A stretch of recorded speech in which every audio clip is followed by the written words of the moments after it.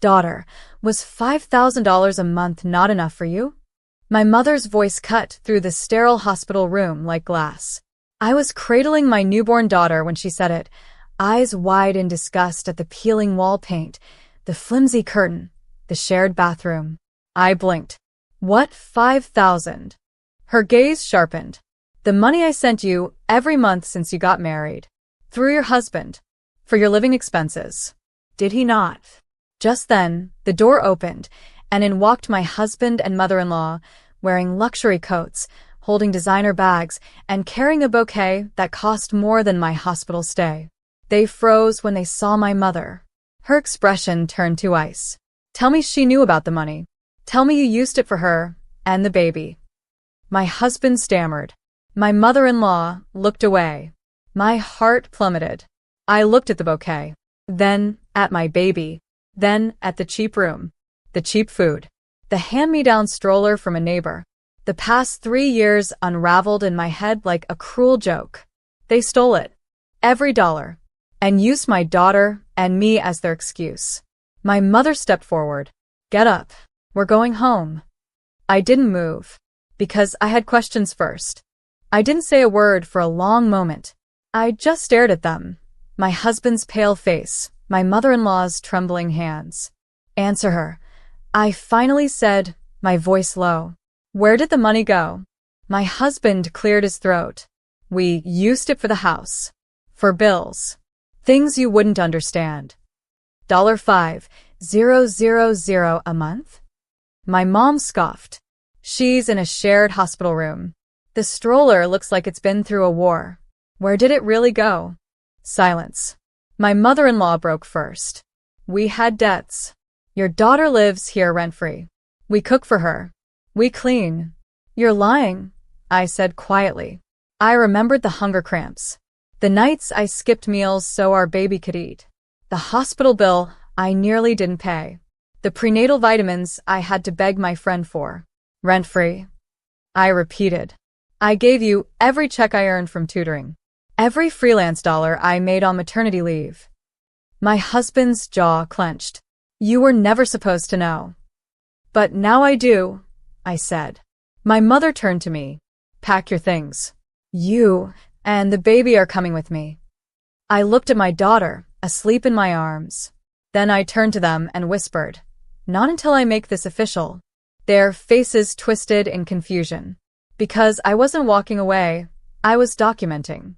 I reached for my purse and pulled out a small black folder. Inside were copies, not originals. I wasn't stupid. Bank statements. Hospital bills.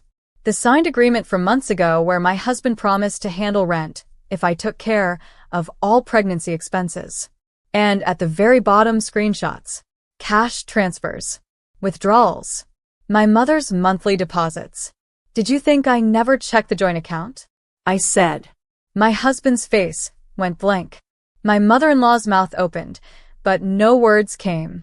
I noticed the missing funds 3 months ago. I continued. So I stopped eating out. I wore the same old maternity jeans until they ripped. I canceled all my doctor's appointments except the ones I absolutely needed. I was saving every penny to survive.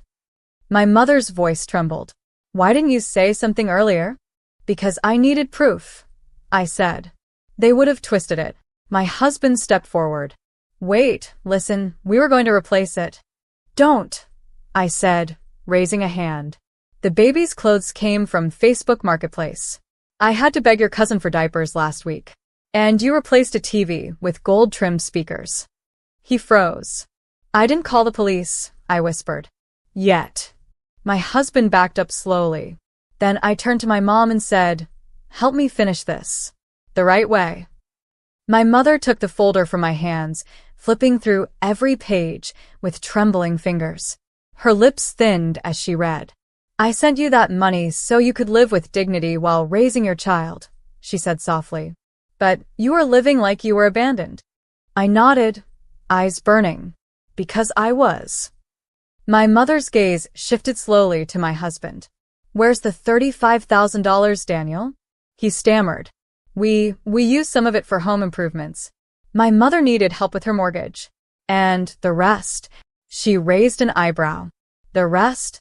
Crypto, he muttered. I felt my breath catch. Crypto? That's where my safety net vanished? You gambled away your child's future, my mom snapped. Mrs. Carlton, the social worker I had secretly requested, stepped into the room just then. Apologies, but I'm here for a scheduled welfare check. I had made the call the day after giving birth, when the hospital refused to release me without a responsible adult present. My husband had ignored me.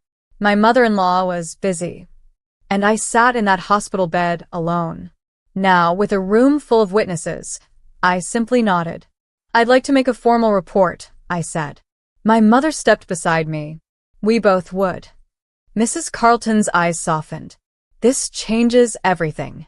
Daniel lunged forward, panic twisting his face.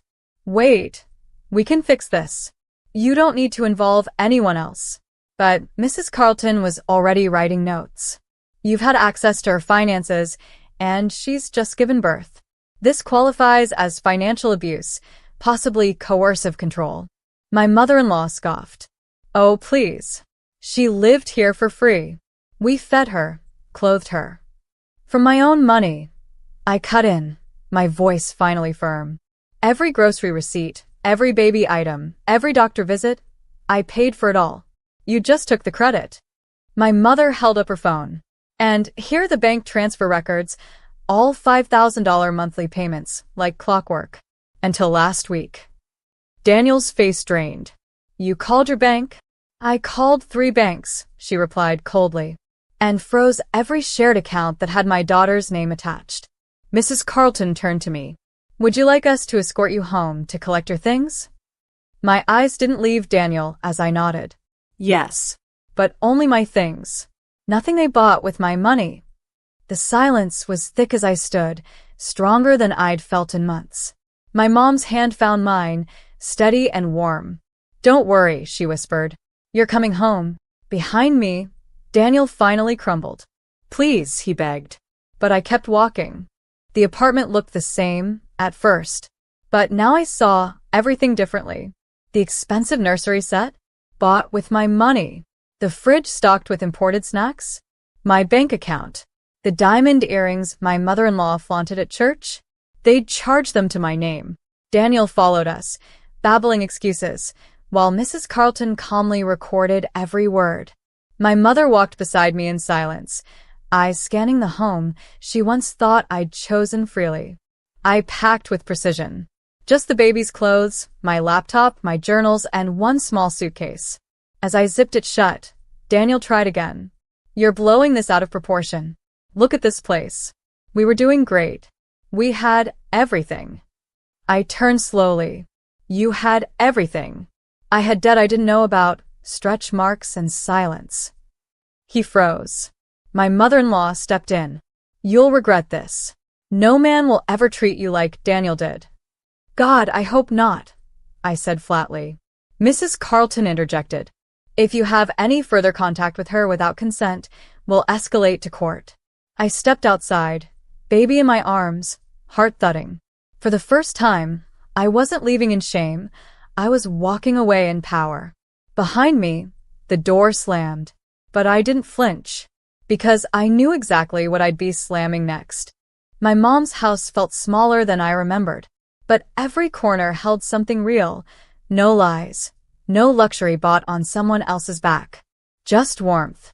The bassinet was already set up beside my old bed. My baby gurgled softly, unaware we were rebuilding. That night, I showed my mother the bank statements. Her hands shook as she scanned each forged withdrawal, the fake budget emails Daniel had sent from a burner account. He planned this, she whispered. From the start. I nodded. They let me believe I was poor so they could live rich. Mrs. Carlton returned the next morning.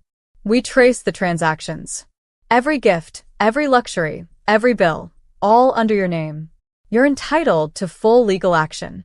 I don't want revenge, I said. I want justice. Quietly, smartly. And so we started. The loan companies were contacted. Fraud investigations opened. The trust my grandfather had left for me, hidden for years, was unfrozen after we showed proof of manipulation. My name was cleared and the financial weight lifted, one document at a time. Meanwhile, Daniel and his mother were summoned to court. As I stood outside the courthouse with my baby on my hip, I realized something powerful. I wasn't fighting to get back what I'd lost. I was fighting to protect what I'd just begun. Court day arrived like a quiet storm. Daniel walked in confidently, flanked by his mother and a high-priced lawyer. But when the judge began reading the evidence, the forged documents, the stolen trust funds, the maternity bills paid with my inheritance, his smirk vanished. The courtroom fell silent when I stood to read my statement. I didn't come here to destroy anyone, I began. But when someone steals your peace, your trust, and your future, you don't stay silent. You rise, not with rage, but with clarity. Daniel's lawyer tried to object, but the judge raised a hand. I continued. I brought life into this world, and I won't let that life grow up learning that silence is survival. My child will know truth. And strength. And dignity. The judge ruled in my favor. Full financial restitution, frozen accounts, a protective order. And the final blow, Daniel's mother was charged with fraud and conspiracy. As they were escorted out, Daniel looked back at me. He opened his mouth, but I didn't need to hear it. Outside, my mother hugged me tightly. My baby giggled in my arms. I didn't win by screaming. I won by showing up, by telling